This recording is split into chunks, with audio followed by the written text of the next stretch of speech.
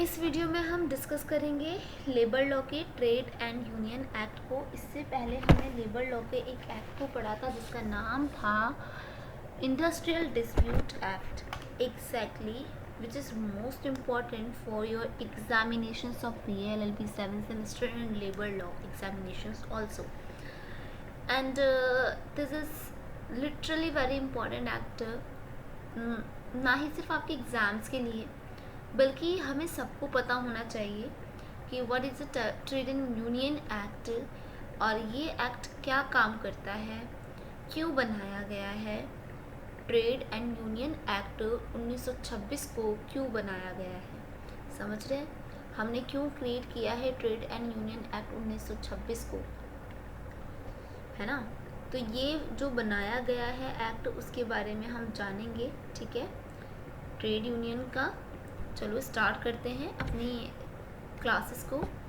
Trade and union Act 1926, definition of trade and union. Firstly हमें पता होना चाहिए what is definition of trade and union, है ना। ट्रेड और यूनियन की डेफिनेशन क्या है, ठीक है।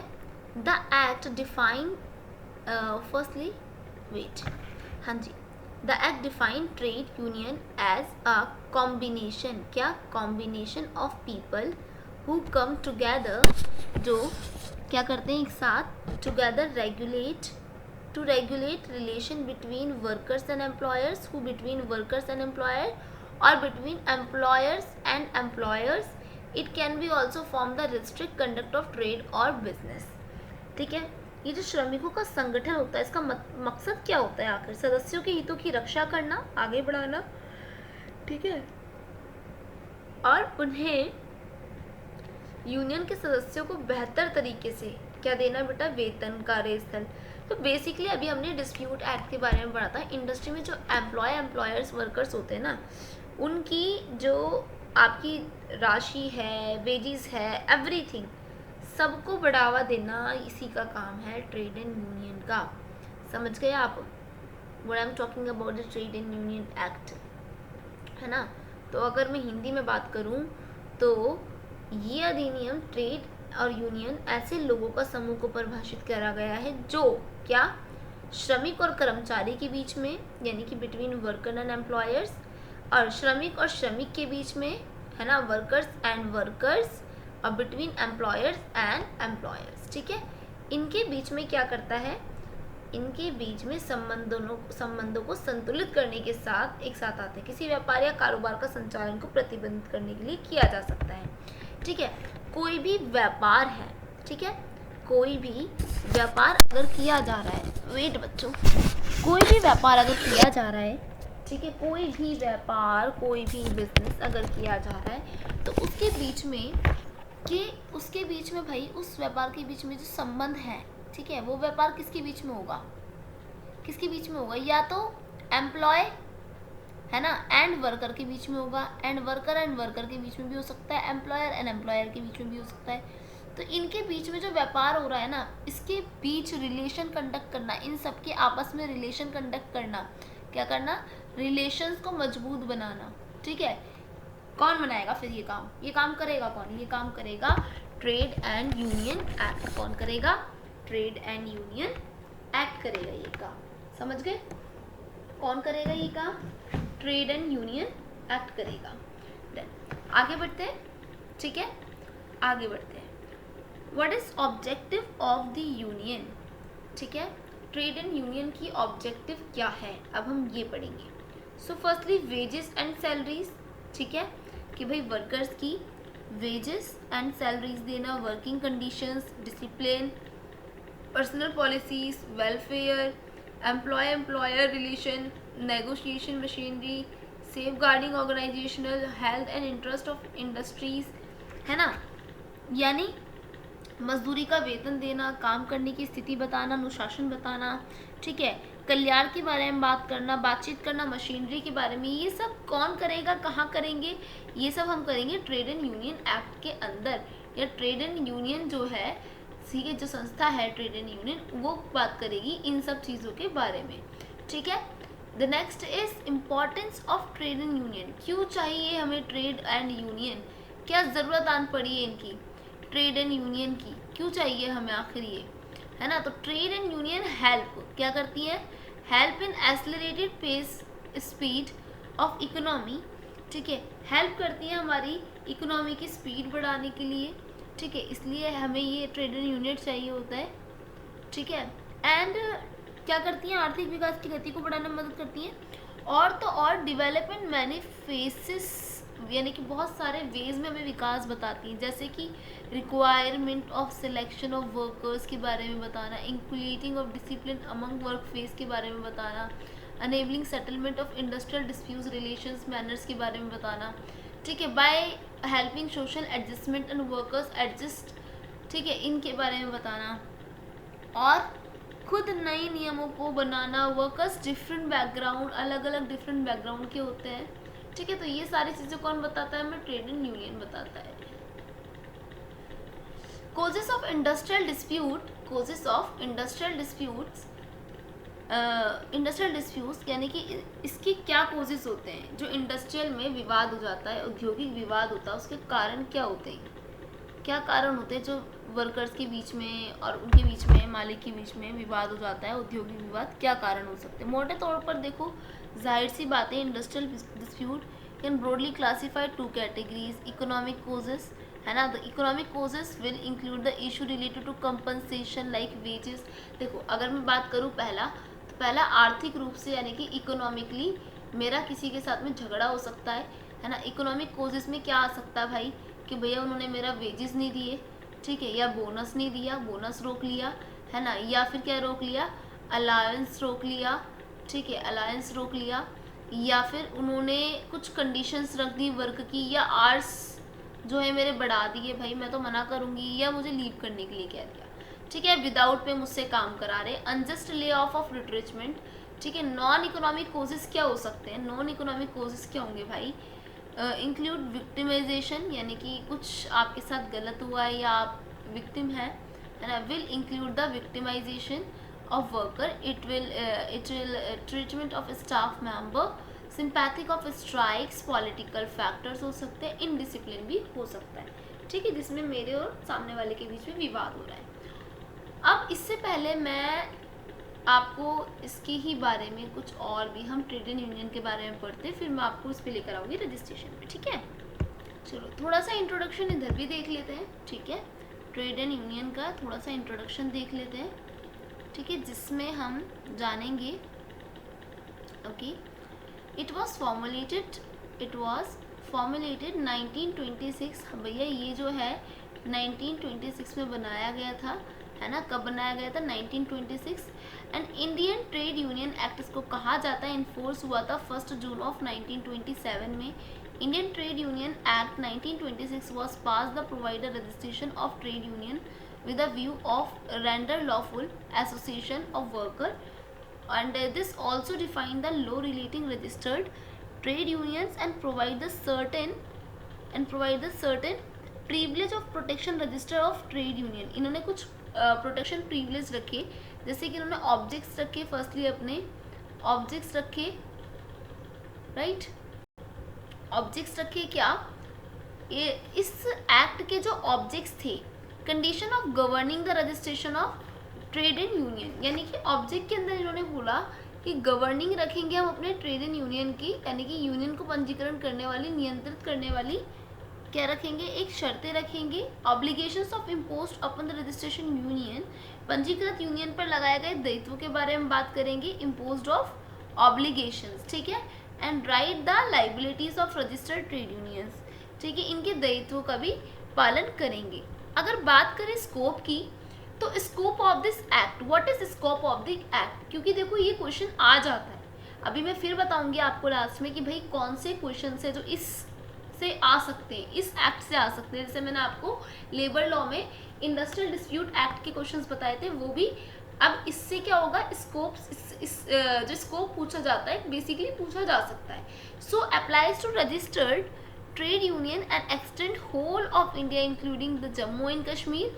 Act applies all kinds of union workers, association employers. The aims regularizing the management of relation। ये पूरी होल ऑफ इंडिया में लागू कर दिया गया है। और सभी लोग इसका क्या कर सकते हैं, फ़ायदा उठा सकते हैं। ठीक है, इम्पॉर्टेंट डेफिनेशन इफ हम देखें, सो इम्पॉर्टेंट डेफिनेशन क्या होगी भाई, एप्रोप्रिएट फर्स्टली एप्रोप्रिएट गवर्नमेंट। ठीक है, इंपॉर्टेंट डेफिनेशन अगर हम देखें एप्रोप्रिएट गवर्नमेंट की, एग्जीक्यूटिव की, there is also executive, okay, and registered, there is also executive and registered office. ठीक है, registered trade union, trade dispute, trade union and workman. These are the important definitions like registration of trade union. It's most important part of this act also. Okay, appointment of register. Firstly हम इसका registration कैसे कराते हैं, it's most important for examination. An act empower to appropriate government appointed a person be registered from trade union each state if it many appoint as many additional and duty registered of trade union. कौन करते हैं, duty registered करते हैं क्या, trade union. Think fit the appropriate government shall specify and define the local limits if duty additional registered shall exercise discharge the power of functions. जो आपका trade union होगा वो कौन करता है बेटा, वो अप्लाई या अपॉइंटेड कौन करता है, ड्यूटी करता है। ठीक है, अगर मैं इसे हिंदी में देखूँ तो ये अधिनियम उपयुक्त सरकार को प्रत्येक राज्य के लिए ट्रेड यूनियन को रजिस्टर्ड के लिए रूप में एक व्यक्ति को नियुक्त करने पर अधिकार देता है। ठीक है, हर स्टेट के अंदर। ठीक है, और ट्रेड यूनियन जितने अतिरिक्त उप रजिस्टर उचित समझे नियुक्त कर सकता है। समुचित सरकार स्थानीय सीमाओं को निर्दिष्ट परिभाषित करेगी जिससे अंतर्गत कोई उप या अतिरिक्त रजिस्टर अपनी शक्तियों के कार्यों का उपयोग निर्वहन नहीं करेगा।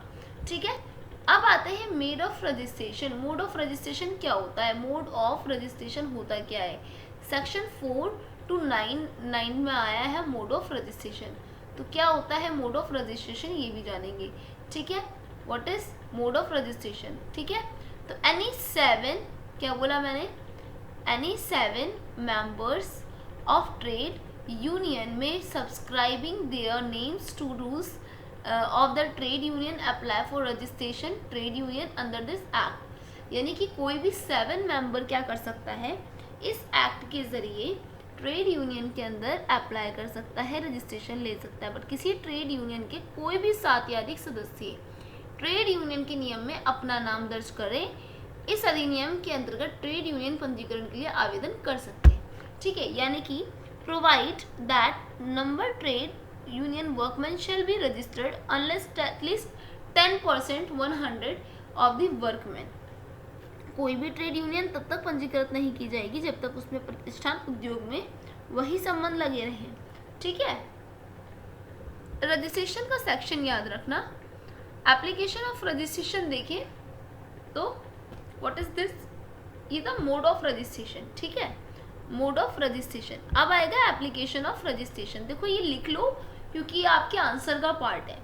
Every application of registration of a trade union shall make the registered and shall accompanied by the copy of rule, the trade union and statement of the following particulars, namely क्या कि the name, occupation and address of the members making applications।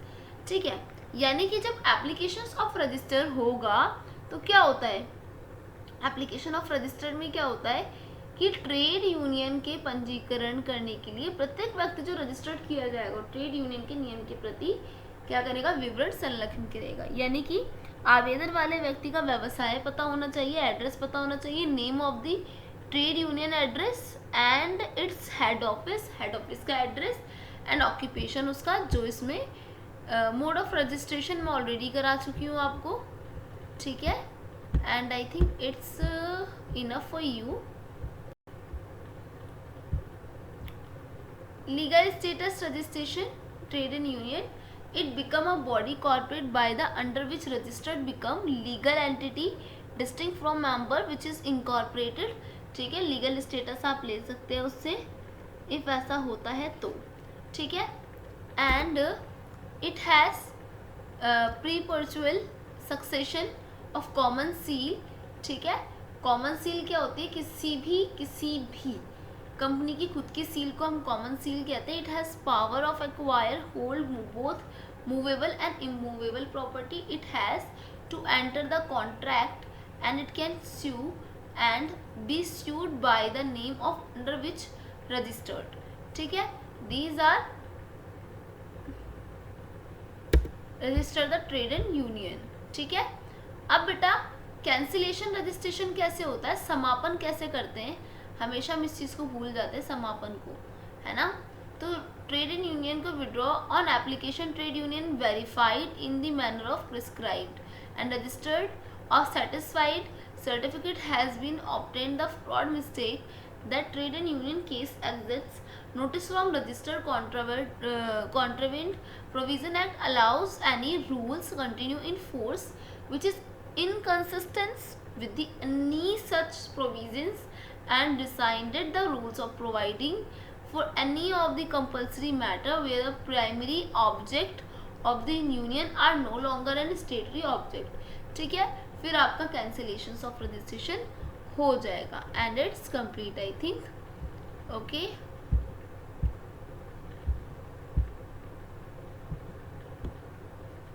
and there is nothing which is important for examinations.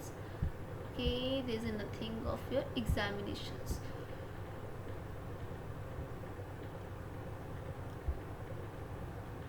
Okay, so वापस आते हैं. Okay, so now start registration. Trade union can register if it meets certain condition, including providing safeguards member right. Registered trade union receive protection privilege and their member protected certain the cases of civil and criminal liabilities. ठीक है, registration हो जाता है उसका liabilities के आधार पर. Scope की बात करें तो what is scope of trade and union act, types of union workers, what types of union workers association and employees in India. It does not affect arrangement between the partners, between the employers and their employees. ठीक है, उनके बीच में इसके हम पढ़ते हैं, applies करते हैं. ठीक है, what registered union can pursue the objective, any objective and but their funds can only be spent to specific trade and union purpose. ठीक है, जो रजिस्टर्ड फंड होता है तो उसको भी ट्रेड एंड यूनियन पर्पज से हम रखते हैं. ऑफेंस, अगर कोई भी कोर्ट ऑफ मजिस्ट्रेट प्रेसिडेंसी, क्या लिखा हुआ है, court of magistrate and presidency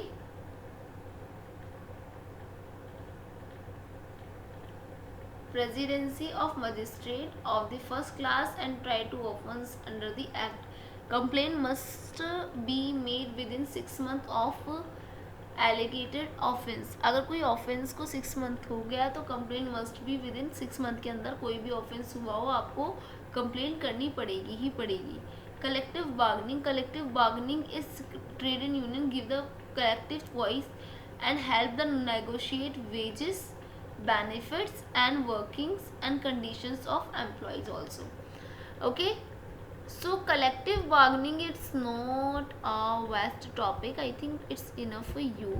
So there are some topics only which is covered by the Trade and Union Act 1926. It's most important terms की इसमें कौन से क्वेश्चन मैम जी आने हैं. मैं आपको क्वेश्चन बता देती हूँ कि भाई बहुत इम्पोर्टेंट जो क्वेश्चन है जिस पे आपको बहुत ज़्यादा फोकस करना है, which is some basic questions. You know that some basic questions there are. So there are some basic questions which is important for your related to examinations. कहाँ से? Trade and union से.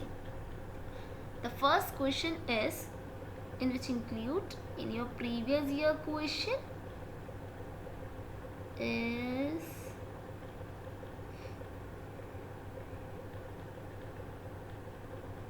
wait just a minute, I have some idea. Okay, हाँ, तो आपको trade and union act से जो आ सकता है ना, जैसे भारतीय व्यवसाय वाला आ सकता है ना. हाँ, एक आया था आपका वैसे, तो क्वेश्चन लिखो एक बार. ठीक है, बस क्वेश्चन लिख लो फिर उसके बाद कंप्लीट. ठीक है, क्वेश्चन है आपका, बस यही वाला कर लो. भारतीय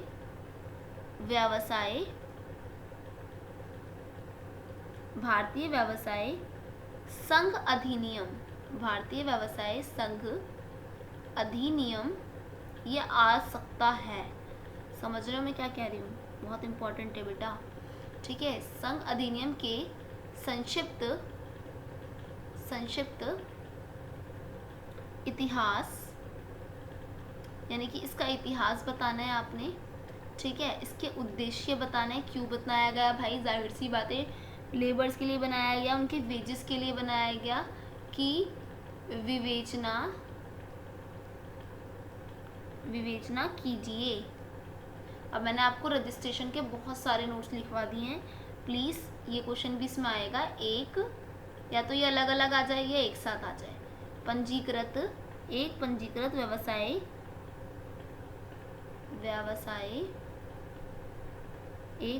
व्यवसाय संघ के अधिकार,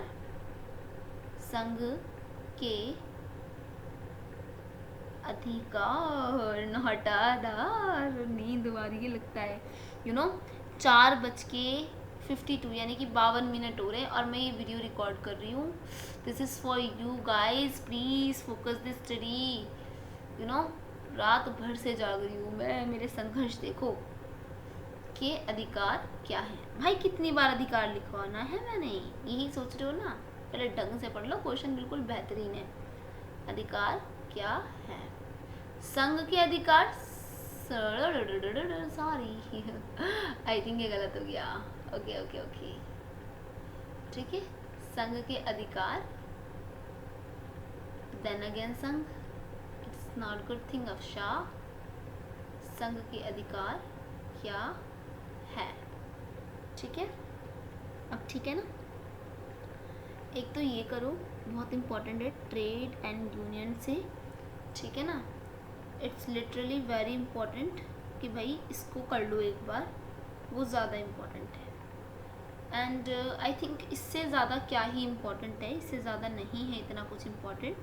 एक क्वेश्चन बहुत है आपके लिए, है ना? अच्छा हाँ, इंग्लिश में भी तो लिखवाना है, तो मैं इंग्लिश में भी लिखवा देती हूँ। ब्रीफ हिस्ट्री लिख लो बच्चों, ब्रीफ हिस्ट्री। पता है यही होता है जब आपको हिंदी इंग्लिश दोनों करवानी हो ना। Brief history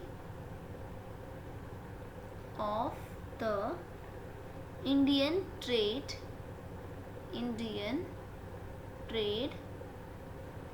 union Act, Indian Trade Union Act 1926। ठीक है, discussion the objectives rights of registered, discussion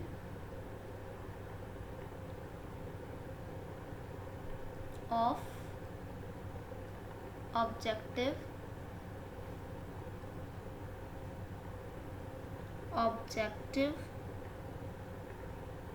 rights, यानी कि संक्षिप्त इतिहास बताओ, aim and rights of this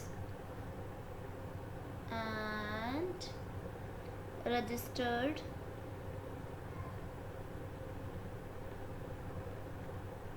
and registration of trade union act। ठीक है, it's most important question for your examination बच्चों। 4 तारीख को एग्ज़ाम है, 2 की रात, यानी कि वैसे सुबह 3 ही बज गए हैं अब तो कैलेंडर में, है ना? सुबह होने वाली है। यू हैव ओनली 1 डे, भाग कर फोकस करो प्लीज़।